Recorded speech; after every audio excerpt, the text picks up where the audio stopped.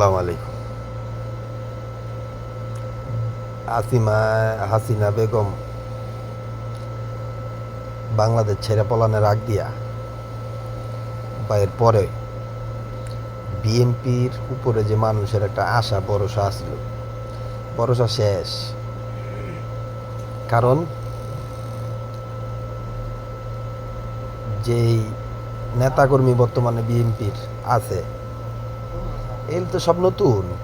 আর পুরান যেগুলি আছে ওগুলি তো মাঠে আছে। অব নিজে দায়িত্বে যারা চলতেছে নিচে, ব্যবহার আচার আচরণ মানুষ মুগ্ধ। যাই নির্বাচন হইলে ভোট মোট পাইতো বিএনপি, এটাও মনে করেন যে হোগামারা সারা আকাশ বড় তারা। নিজেও বিএনপি করতাম, কিন্তু আচার আচরণ দীক্ষা, স্বভাব চরিত্র দীক্ষা, এই দীক্ষা মনে করেন যে শেষ।